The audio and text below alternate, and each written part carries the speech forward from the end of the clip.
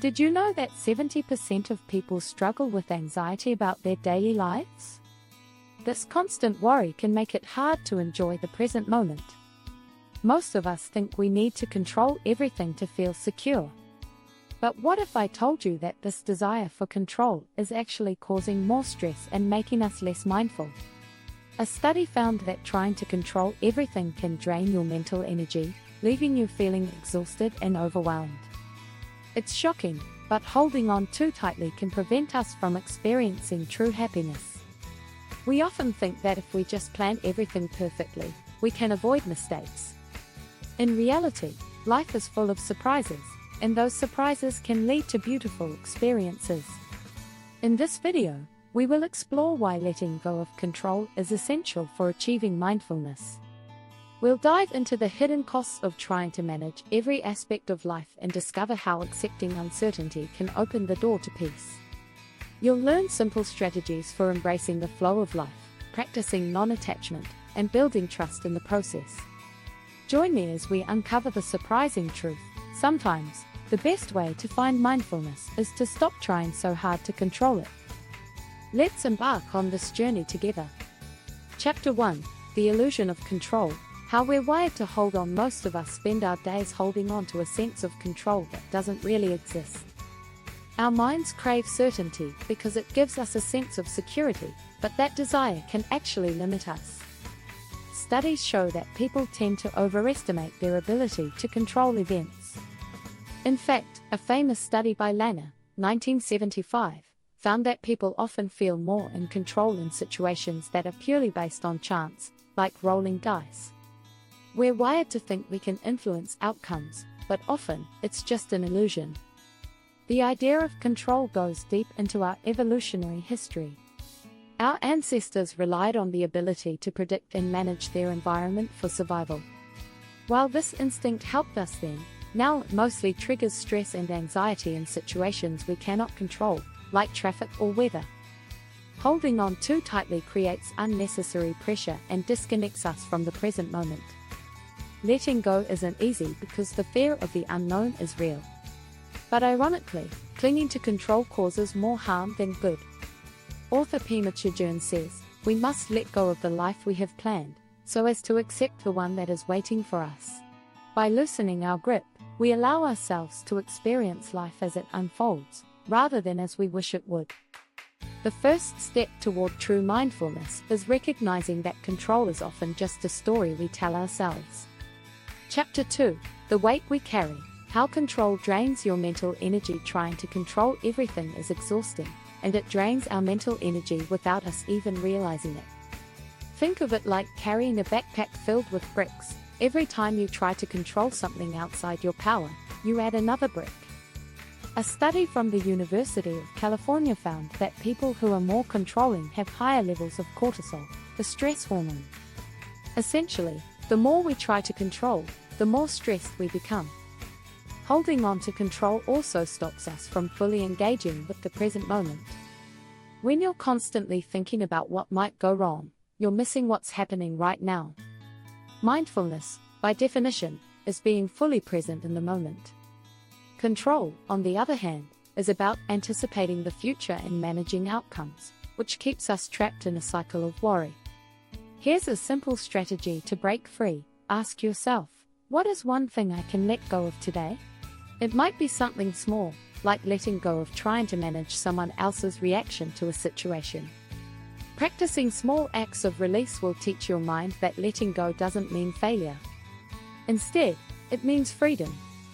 This shift in mindset can lead to increased mental clarity and, ultimately, greater emotional balance. Letting go creates space for creativity and new opportunities.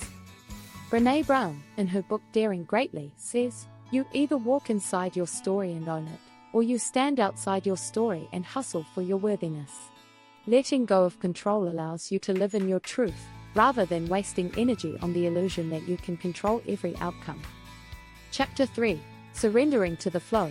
The power of acceptance. The idea of surrender can feel like giving up, but in reality, it's the key to deeper mindfulness. Surrender is not about passivity, it's about accepting what is happening, rather than resisting it.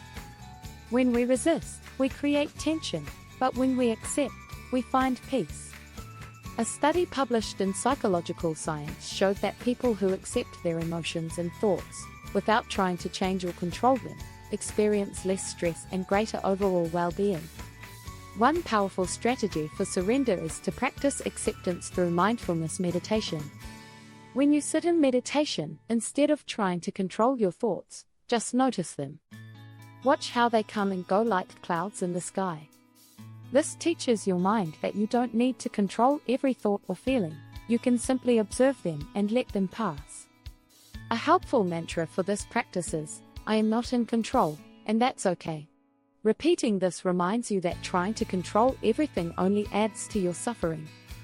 Acceptance, on the other hand, leads to freedom. As Eckhart Tolle wrote in The Power of Now, whatever you fight, you strengthen, and what you resist persists. The more we try to control, the more we amplify our discomfort. By surrendering to the flow of life, we open the door to peace. Another tool is to embrace uncertainty with curiosity instead of fear. Start small by being open to unplanned moments in your day. If a meeting runs late or your plans change, try saying, let's see what happens next instead of getting frustrated. Over time, you'll find that uncertainty holds potential for growth and new experiences. If you're finding value in this exploration of mindfulness, don't forget to subscribe for more insights and strategies to enhance your journey toward peace and presence. Chapter 4: Unscripted Living. The joy of uncertainty. We've all been taught to plan our lives carefully. But here's a secret, the magic often happens in the unplanned moments. Living with a rigid plan gives us a false sense of security, but it also blocks us from seeing the beauty of uncertainty. When we let go of having every detail mapped out, we open ourselves to opportunities we never imagined. There's a psychological term called cognitive flexibility. It's the ability to adapt to new situations, which studies show leads to greater emotional well-being. People who embrace uncertainty tend to have higher levels of resilience and lower levels of anxiety. A 2016 study published in the Journal of Personality found that people who are more comfortable with uncertainty report feeling more fulfilled in life. So how do you start? Try this. Have an unscripted day once a week where you don't follow a rigid schedule. Let things unfold naturally and notice how you feel. This can be as simple as taking a walk without a set route or spending a day without checking your to-do list. By allowing the day to flow, you'll likely experience more mindfulness and spontaneity. It might feel strange at first, especially if you're used to controlling every detail of your day. But by leaning into uncertainty, you're teaching your mind to trust the process of life.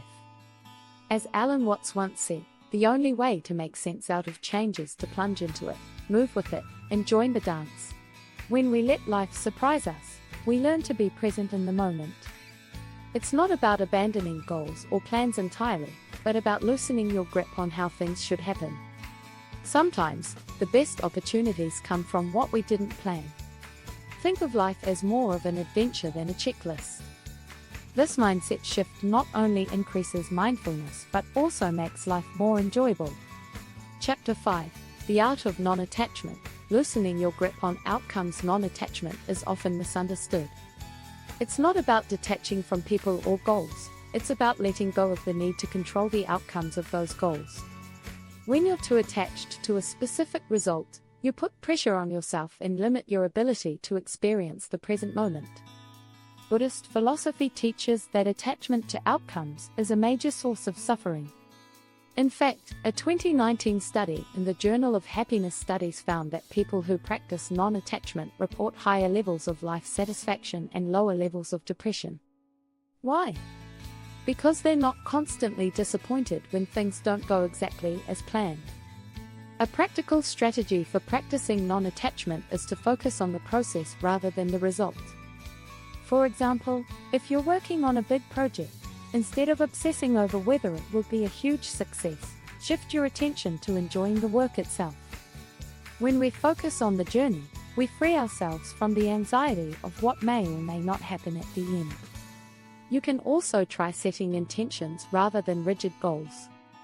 An intention is about how you want to feel or experience something, rather than setting a specific outcome.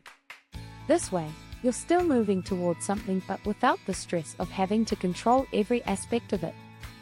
The philosopher Lao Tzu said, "By letting go, it all gets done. The world is won by those who let it go." This wisdom encourages us to release our tight hold on how things should turn out. When we let go of rigid expectations, we open up to different and often better outcomes than we originally imagined. If you've found this exploration valuable, be sure to subscribe. Join us for more insights and strategies that can help you on your journey toward greater peace and presence. Embrace the beauty of letting go and start living mindfully today.